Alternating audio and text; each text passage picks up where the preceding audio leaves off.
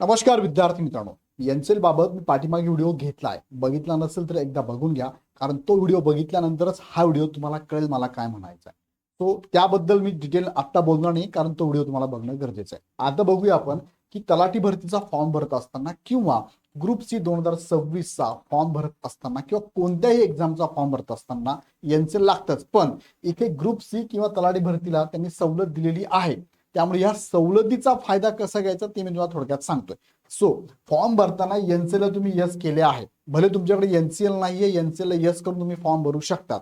कारण NCL yes केल्यानंतर पुढे मॅन्डेटरी नाही तुम्हाला माहिती टाकणं, तुम्ही फॉर्म भरू शकतात एनसीएल यस करून. मात्र तुमची जबाबदारी आहे की पुढे काय करायचं, तर तुम्हाला काळजी घ्यायची. जर ही काळजी तुम्ही घेतली नाही तर तुम्ही अपात्र होऊ शकतात. कसं, थोडक्यात हा व्हिडिओ बघा, मी तुम्हाला पूर्ण प्रोसेस समजून सांगतो, तुमच्या लक्षात मला काय म्हणायचं. पण तत्पूर्वी इग्नाइट अकॅडमीकडनं तुमच्यासाठी तलाठी भरती करणाऱ्या विद्यार्थ्यांसाठी 50% ऑफ मध्ये 2999 रुपयामध्ये ही बॅच तुम्हाला चालू केलेली आहे. याची व्हॅलिडिटी वाढून देण्यात आलेली आहे. सो आता यातून तुम्ही ऍडमिशन घेऊ शकता. बॅच चालू झाली 28 जुलैपासून.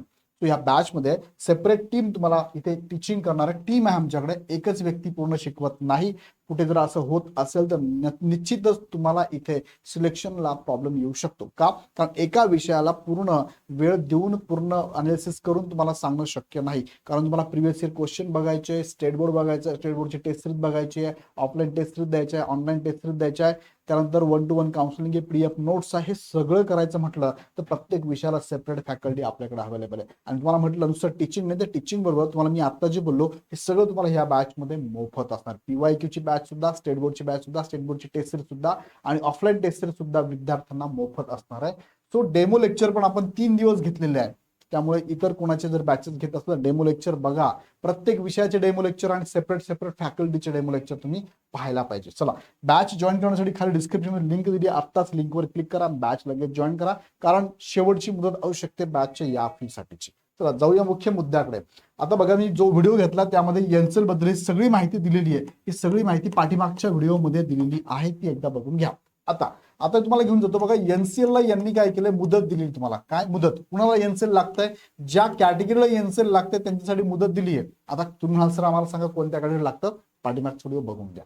आता यामध्ये बघा सवलत काय दिली तुम्हाला ग्रुप सी मध्ये, की तुम्हाला पूर्व परीक्षेच्या दिनांकापूर्वी म्हणजे 27 सप्टेंबर. आता भले डेट बदललेली आहे, नवीन प्रसिद्धीपत्रक आलंय, तरी पण नवीन प्रसिद्धीपत्रकात त्यांनी 27 सप्टेंबर डेट फायनल ठेवलेली आहे. सो एनसीएल जर तुमच्याकडे नसेल, एनसीएल तुमच्याकडे नाहीये, एनसीएल नाही आहे, पण तुम्ही यस करून आता फॉर्म भरू शकता का? तर भरू शकता. यस करून पुढच्या गोष्टी मॅन्डेटरी नाही आहे, पण यस करून भरल्यानंतर तुम्हाला मात्र 27 सप्टेंबर पर्यंत काय एनसीएल काढावं लागेलच. एनसीएल काढावंच लागेल.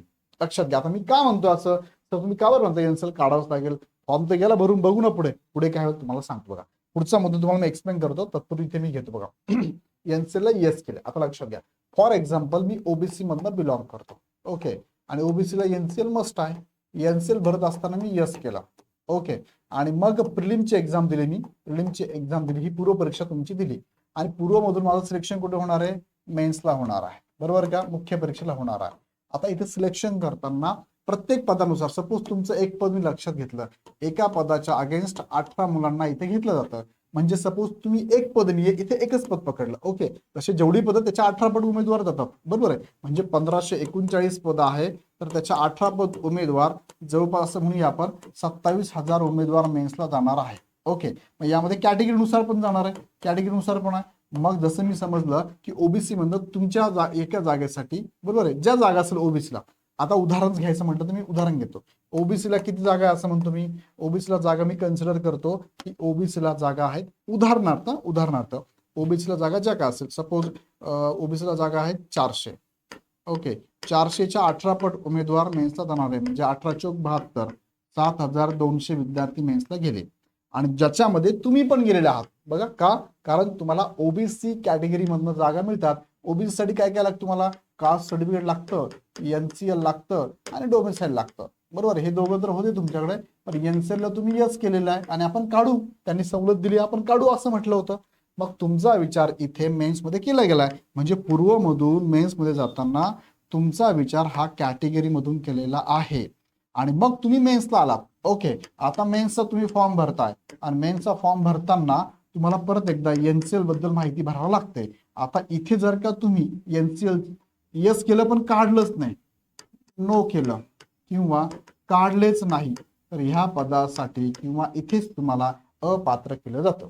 आता मुलं काय करतील, एनसीएल करून इथे यस करून जुनी माहिती, जुनं जरी एनसीएल भरलं असेल ना, जुनी माहिती, ते पण चुकीचं आहे. हे कधी होईल, जेव्हा तुमचा डीव्ही असेल, सिलेक्शन झालं असेल, तुमचं सिलेक्शन झाल्यानंतर जे मुलं अपात्र होतं बघा डॉक्युमेंट व्हेरिफिकेशन मध्ये काय होतात, तर डीव्हीच्या वेळेस व्हॅलिड एनसीएल तुमच्याकडे नाही. काय म्हटलं मी, व्हॅलिड म्हणजे कधीपर्यंत व्हॅलिड पाहिजे, हे 27 सप्टेंबर पर्यंत पाहिजे. तुमचा उपयोगच नाही, एवढ्या एक्झामने पूर्व दिली, मुख्य दिली, शेवटी डीव्हीला तुम्ही व्हॅलिड डॉक्युमेंट दाखवू शकले नाही म्हणून अपात्र झाले. असं होऊ शकतं. आता हे बऱ्याच विद्यार्थ्यांना माहितीच नाही हे काय आहे.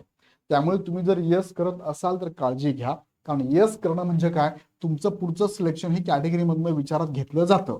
यस केलं म्हणजे काय, तुमच्याकडे एनसीएल काढणार आहात, मिळणार आहे तुम्हाला, असा याचा अर्थ होतो. यस म्हणजे काय, तुम्हाला डीव्हीच्या वेळेस एनसीएल दाखवाच लागेल.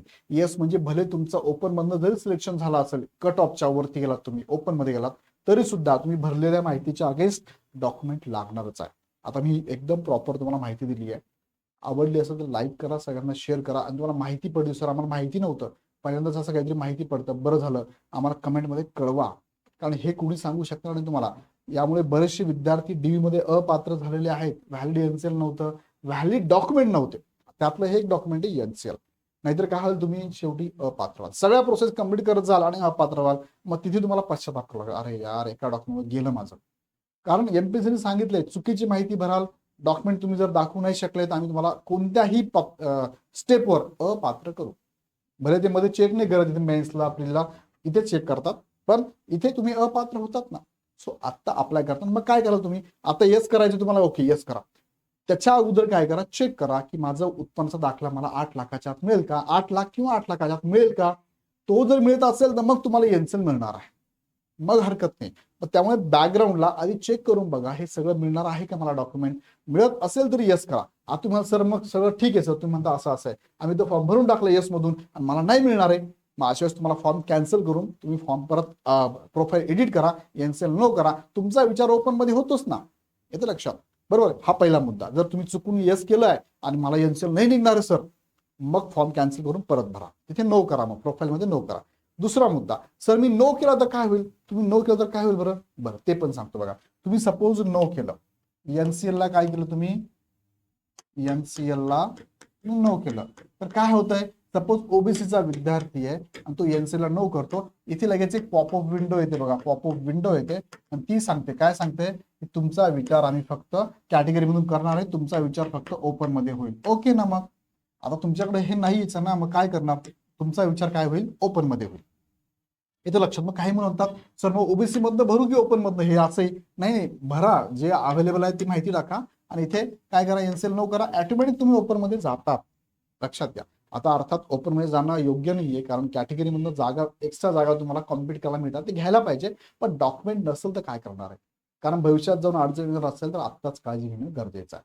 सो डॉक्युमेंट बद्दल पण काळजी घ्या, फॉर्म भरताना काळजी घ्या. आता मी तुम्हाला डिटेलमध्ये पूर्ण माहिती सांगितलेली आहे. यात अजून काही शंका असेल तर मला कमेंटमध्ये टाका. त्यामुळे यस करताना, एनसीएल यस करताना तुमच्याकडे एनसीएल नसून तुम्ही यस केला असेल तर एनसीएल निघतं का याची खात्री करून घ्या, नाहीतर भविष्यात तुम्हाला अडचणी येऊ शकतात. आता यावर तुम्हाला काय वाटतं मला कमेंटमध्ये कळवा. आणि जाताना परत एकदा सांगतो, बॅच चालू झाली आजपासूनच, लगेच जॉईन करा. अजूनही फी 2,999 म्हणजे 50% ऑफ चालूच आहे. लगेच जॉईन करा, पहिल्याच दिवसापासून जॉईन करा आणि जे आम्ही सांगतो ते लगेचच्या लगेच परफेक्ट करा. तुम्ही जर लेट झालात ना, बॅच पुढे जाते आणि तुम्ही मागे मागे राहतात, मग मुलं पुढे जातात, सिलेक्शन होतं, तुम्ही मागे मागे 1 मार्क 2 मार्क 3 मार्क राहून जात आहे. सो आत्तापासून लगेच जॉईन करा, बॅच चालू झालेली आहे. सो तुम्हाला काही शंका असेल तर आमच्या टीमला कॉल करू शकतात, त्या टीमला कॉल करून माहिती घ्या. अदरवाईज इग्नाइट अकॅडमीचा ऍप डाउनलोड करून हवी ती बॅच जॉईन करा. आणि पुढचे काही अपडेट मी अजून छोटे छोटे देणार आहे, ते बघण्यासाठी चॅनल सबस्क्राईब करून बेल आयकॉन क्लिक करा. पुन्हा व्हिडिओ आपण नेक्स्ट व्हिडिओमध्ये. धन्यवाद.